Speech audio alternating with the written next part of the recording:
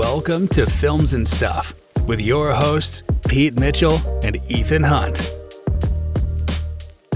Hi, everybody. Welcome back to the Films and Stuff podcast. I'm Ethan, and I'm joined by my ever-present sidekick slash partner slash support friend, Pete. Pete, I'm running out of accolades. How are you today? I am good, my excellent Ethan. How are you? Thanks. I like the alliteration. We are here on a Saturday morning, which means it is our weekly stream or skip segment. We call it SOS for short. I introduce a segment. You introduce the rules. So without further ado, please, for new listeners and for old listeners who may have forgotten, rehash what are the rules of stream or skip. Absolutely. All right. Ethan and I have prepared random lists of TV shows for each other to watch. Every week, we assign each other one of those shows. We watch at least 2 episodes or 30 minutes if that is a feature-length program. And on that basis, we determine if that show is worthy of being streamed or skipped. That's right. And to put it in perspective, since we're still in the early stages of 2025, I started the year on a cold streak. I was like the proverbial gambler in Vegas, just hitting bust every time. Not a lot of great diamonds in the rough or any diamonds whatsoever. But last week we had a must subscribe, Paradise on Disney Plus / Hulu. Yeah. And this week I was assigned something called Your Friends and Neighbors. Yeah. Which sounds a little bit like a Mr. Rogers childhood show, but it's actually Jon Hamm, Apple TV Plus.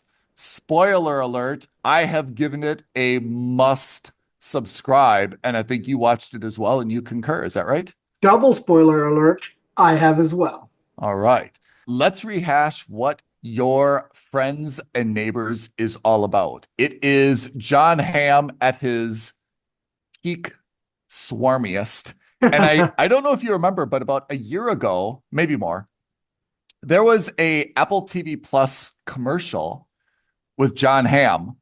And the commercial was basically every show or everything you want to see, it's all on Apple TV Plus. Right. And Jon Hamm was like sitting on his sofa, like flipping through, and he was like, Tom Hanks. And he was like just listing all the A-list. He's like, DiCaprio, Van Damme, Clooney, Pitt, and he was just going one by one, like listing all like the actors.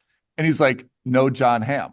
Like it was his own kind of like meta running joke that like none of his shows or movies were on there, right? And then you heard him kind of like leaving voicemail messages like for Apple saying, hey, call and seeing if you want to do a show together, you want to do some collaboration. It was a very, very funny, like Apple TV Plus commercial at the time. Since then, he was on the latest season of The Morning Show across from Jennifer Aniston, right? Her love interest. And now he's got his own lead in the show, Your Friends and Neighbors. The plot is that he is somehow living in like an upstate New York, very wealthy enclave populated by kind of the bankers, fund managers, whomever else, restaurateurs, other wealthy entrepreneurs. He's kind of living, that life where everyone is members of the same golf club and tennis club. And, they play together and live together and so on and so forth. He, out of the blue, loses his job at some type of financial firm. He seems to be like a stock trader. And this sets off a dramatic series of events and a minor, let's say, existential crisis where he has gone from someone who was recently divorced. Amanda Peet is his ex-wife. So he was already a little bit, let's say, down in the dumps where he kind of, was estranged from his son and daughter. He had an ex-wife now who was, living, I guess, with someone who was formerly one of his very good friends. He was already a little bit ostracized from, his kind of perfect community. And then when he is fired out of the blue from his job, everything just kind of crashes down on him all at once. And it focuses very much on, even though he's seemingly quite wealthy, it focuses a lot on all the kind of like financial burdens that he has. It shows how he's supporting his sister. All of his kids have some very expensive hobbies. He's still supporting his wife, which to be honest doesn't really make a lot of sense in the context of the narrative, but whatever. Everything is, an expense, an expense, an expense. When he has this very high profile, high paying job, all of that is kind of par for the course.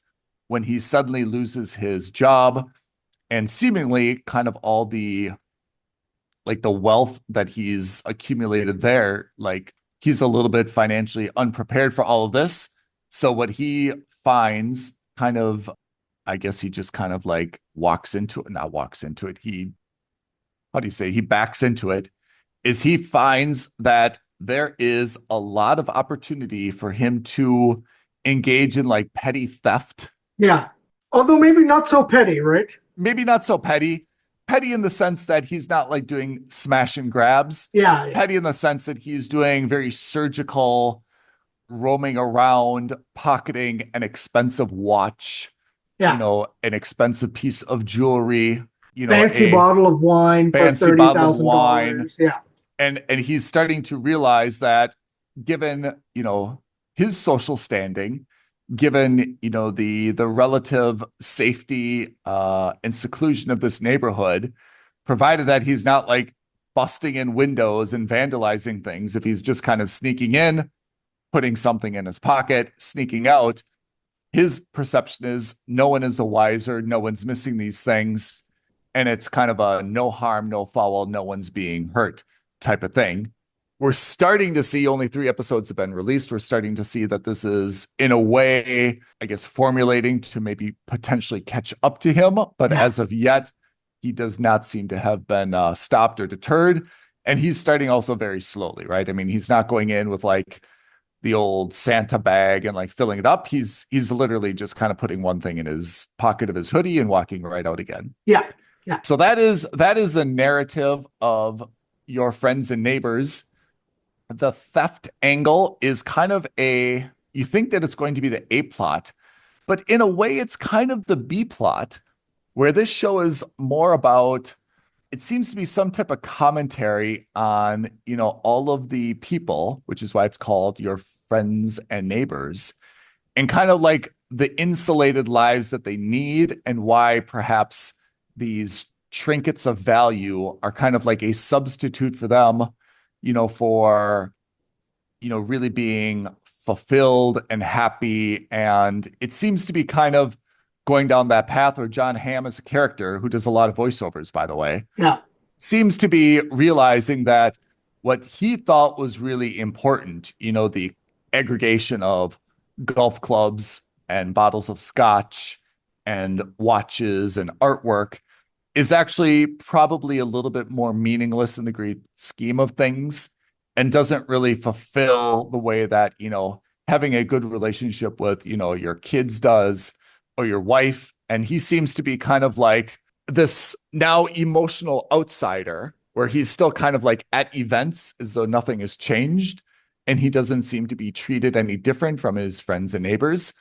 But he seems to be kind of like now viewing himself as a little bit of an outsider, seeing things through like a different lens, and maybe questioning like the bigger existential picture, which is, what are we doing here? What's really important? What is value? What is... Yeah, I think it's like that moment where the child in the emperor's clothes, or the new clothes, kind of sees that everyone else is naked, right?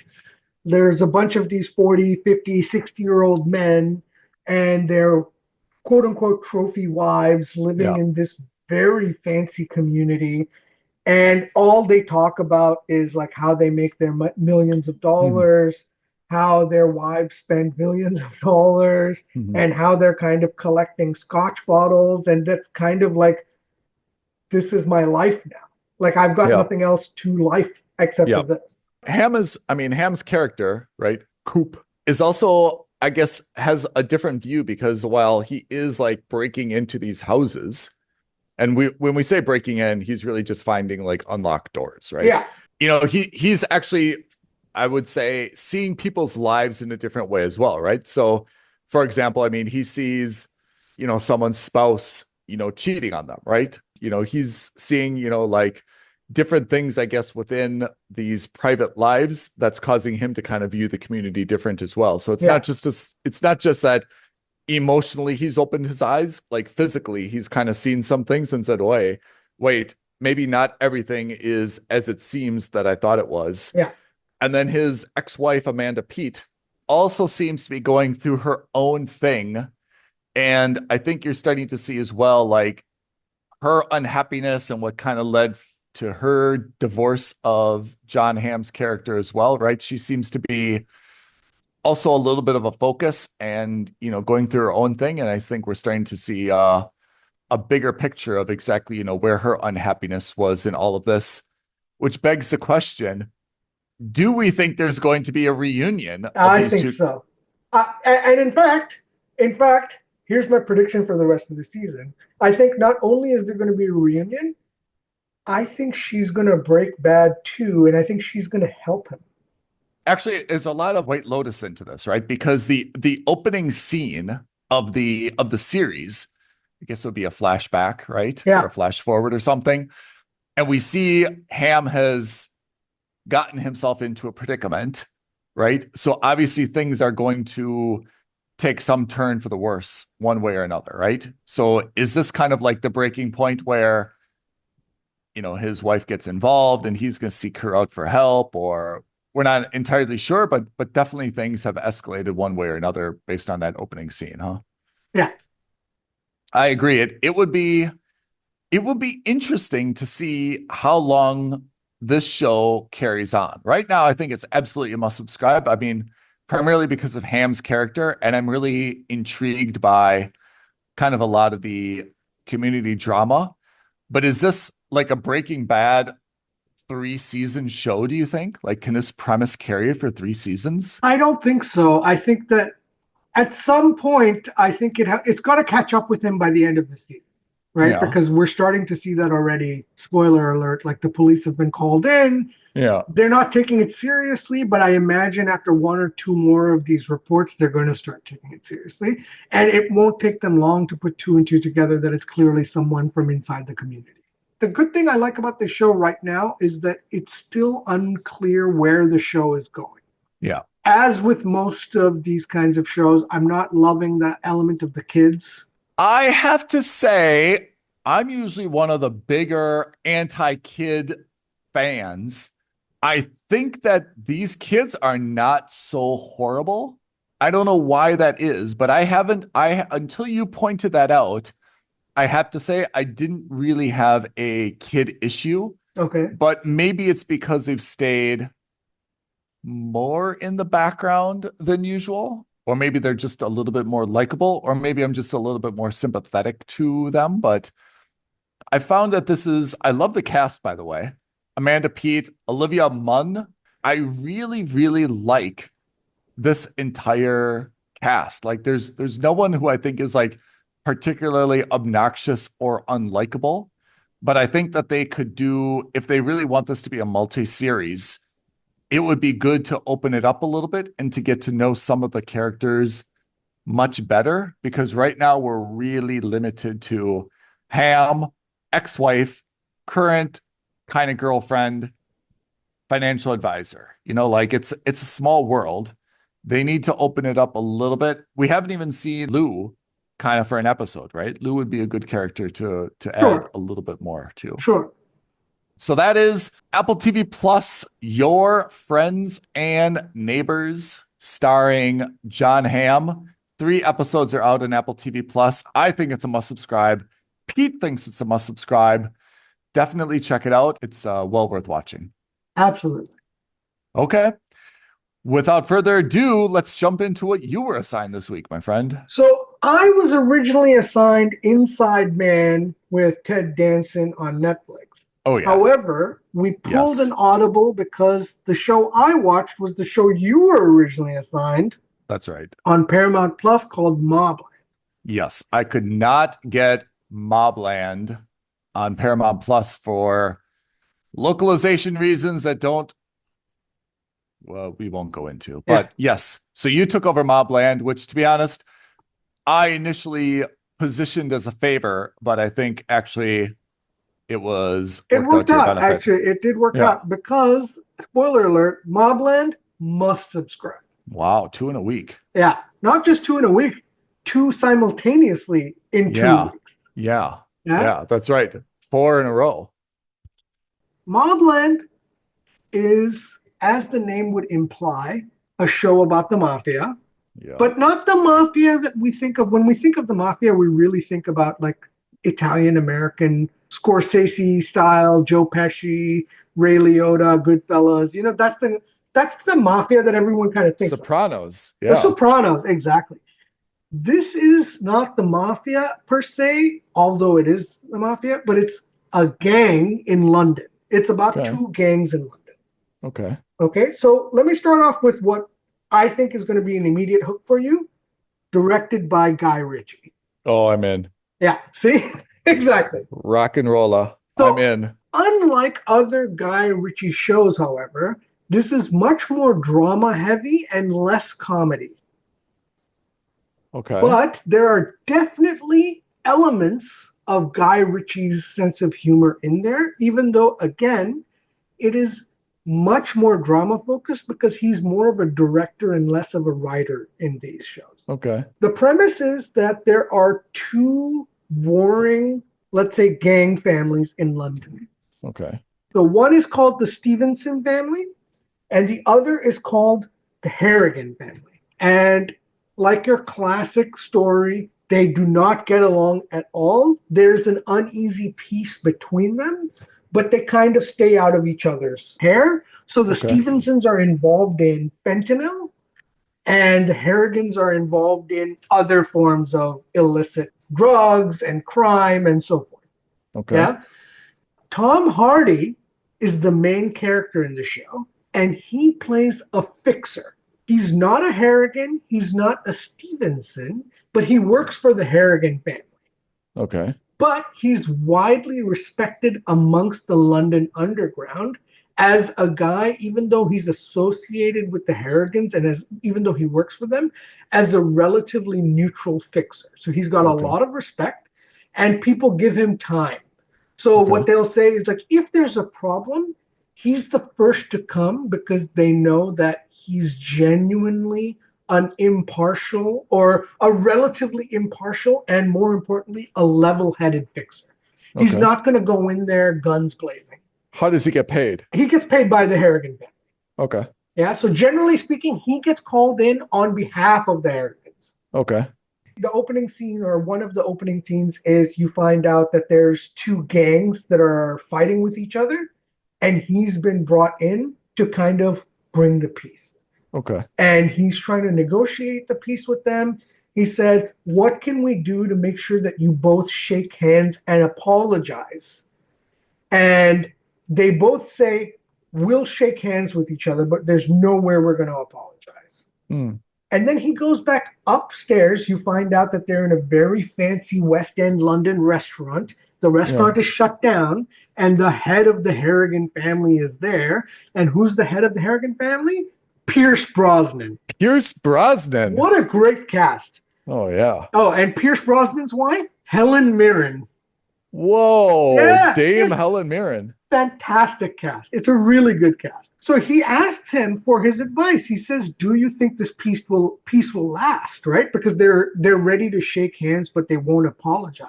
And he says, what's going to happen is that 6 months from now, we're going to be back to exactly the same position. And he says, all right, well, then you have my blessing to fix the problem. Okay. And you're just like, oh, okay, what's he going to do to fix the problem? He goes down there, and both of the gangs are killed. He kills them all. He kills them all. Okay. He basically then has the Harrigan family assume both of their businesses. Okay. That's the kind of guy he is. He gives everyone a genuine shot. Yep. But if it's not going to work out, he then fixes things the way a mobster would fix things. All right. So it's a really, really high-end drama. Think of any Guy Ritchie London-based drama, but without that beat-to-beat sense of humor. How many episodes are out? 3 episodes are out. Okay. The main premise of the season going forward, this is kind of like Romeo and Juliet. The grandson of the Harrigans goes out on a night on the town with the grandson of the Stevensons as buddies. Okay. During the course of the night, things get a little bit hairy, things get a little bit crazy, and the grandson of the Stevensons goes missing. Oh. And so everyone assumes that the grandson of Harrigans killed him, and that sets up the war for the rest of this. Without spoilers, do we know if the Harrigan dude was responsible for it, or is it left unsaid? You find out. Okay. I'm leaving it unsaid because I think this is a show you're going to love. Okay. And one way or another, we will bypass your region restrictions. Yep. And you will watch it. Oh, that's great.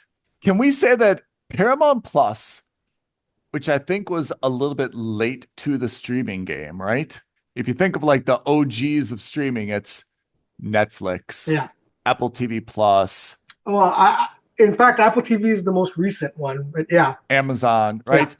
I mean, maybe Paramount and Peacock were like a little bit earlier than we. But the difference was they were the least capitalized. Yeah. So Apple, what they did successfully, which is I think what you're alluding to, is they made a bigger splash in the market. Yes. Remember, Paramount, we used to joke, was basically supported by either Star Trek or by Yellowstone.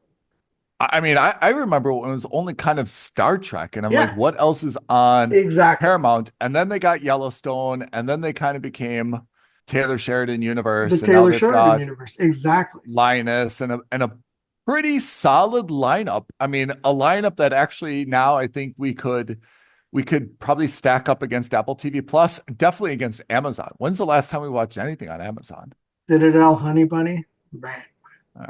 Is there anything else on Amazon now? Not right now. There's Jack Reacher, Invincible. There's a couple of things, but no, again, I think that what your point is right is nothing that's really made a splash the way some of these other shows have. Yeah.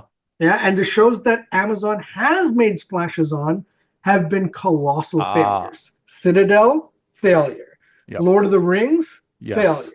You know what I mean? Like all of the ones they've made big splashes on, like $200 million, $1.5 billion, Yeah. all of them.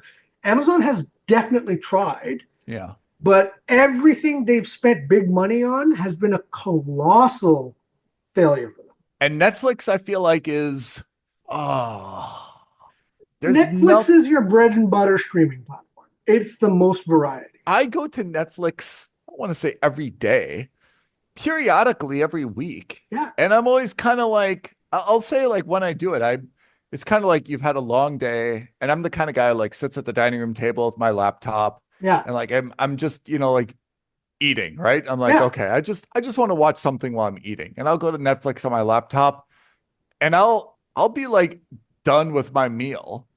By the time I'm flipping through potential shows, I'm like, not really. I'll give this a try. And I end up like being done with my meal, and I haven't found like anything on Netflix that I'm even like compelled to watch. Yeah. But yeah, there's a lot of stuff.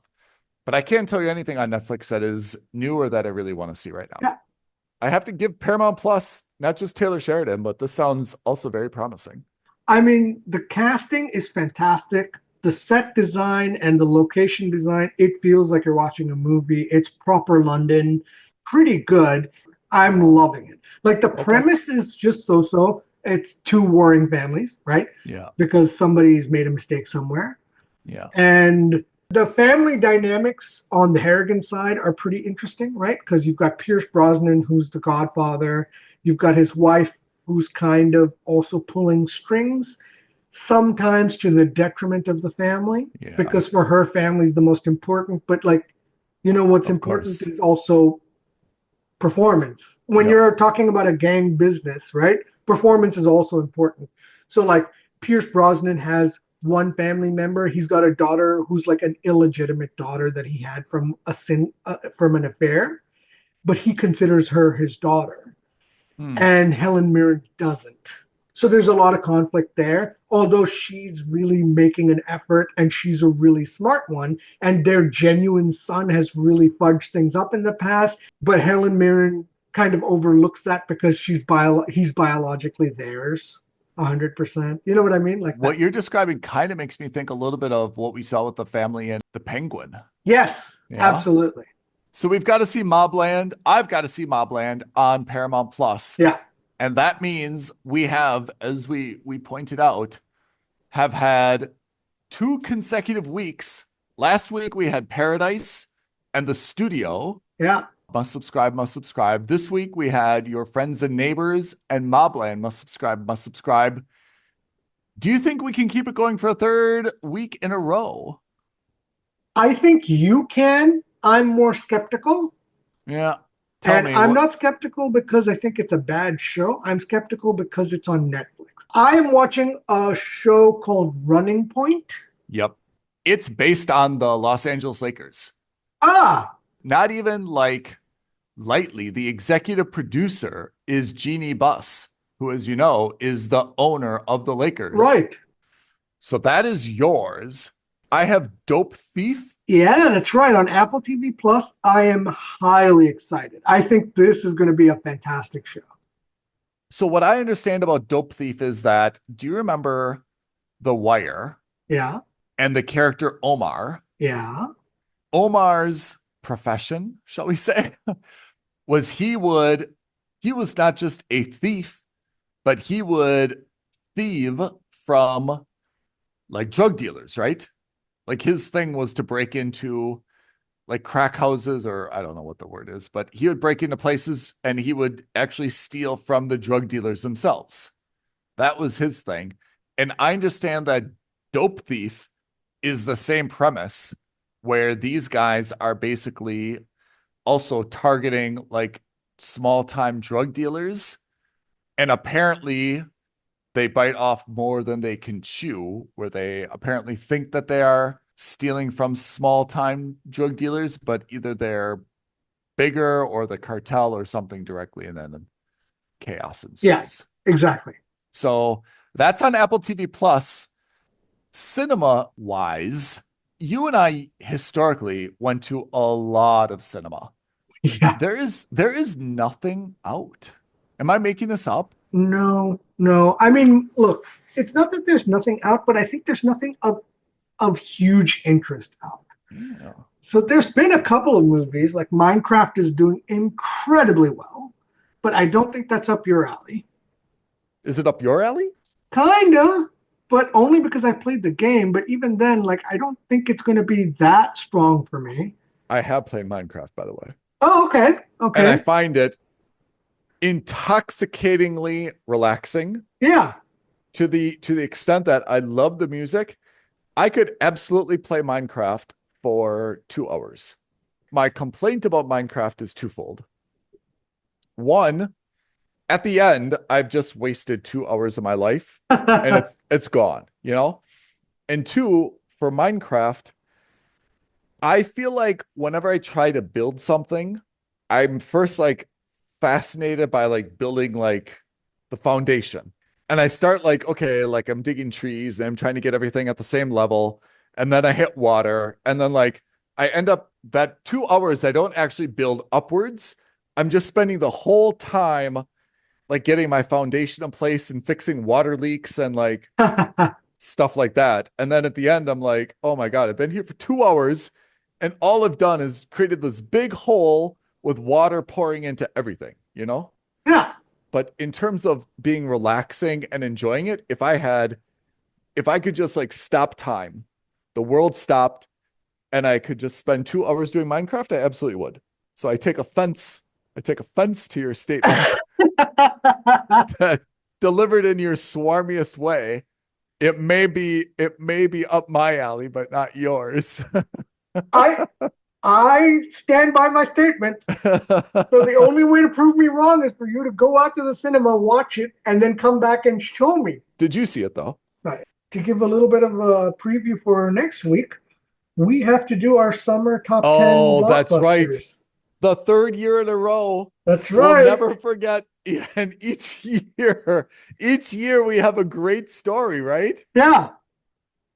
Like the first year, it was you choosing 9 instead of 10 Yeah. and still beating me. Last year it was the Garfield. infamous Garfield at number At number 2. at number 2. I mean, that story gets better with time just because the more you think about it. But I had my own, and you still beat me. The less funny part of this is that in each of these years, you've beat me, despite putting Garfield at number 2. So yeah, I think in 2 weeks we should definitely do our blockbuster roundup, right? Yeah, we have to, because official summer season starts on the 1st of May. Yeah. So if you're keeping track at home, for the past 2 years, Pete has defeated Ethan. I've lost 2 years in a row, despite some drama on Pete's side, but I have been unable to take advantage of those missteps. I think both years have been relatively close, as I recall. Like they're both kind of competitive. But this year, let's take a look and let's do our list then next week, right? Yeah, absolutely. Okay. So that is this week's episode. Stream or skip. Your friends and neighbors, Apple TV Plus, must subscribe. MobLand, Paramount Plus, must subscribe. Next week, I've got Dope Thief, Apple TV Plus. Pete's got Running Point on Netflix. Let's see what we can do, huh? Yeah, I'm excited. All right, Pete, before we salute and take off for the weekend, can you read our social media, YouTube credits and all that other jazz so that people can like, ring, comment? Absolutely. Tweet at us at FNS Podcast. DM us on Instagram at Films and Stuff Podcast. But as always, the best thing you can do, like this video, leave a comment below, subscribe to our channel, and hit that notification bell. Could not have said it better myself. Pete, thank you. As always, listeners, thanks for joining in. We shall see you next week, next episode, Films and Stuff Podcast. Thanks, everyone. Thanks, Ethan. Thanks, everyone. Bye now. Thank you for listening to another episode of Films and Stuff. If you haven't already, please subscribe and review on Apple Podcasts, Spotify, or wherever podcasts are downloaded. Films and Stuff. There is no substitute.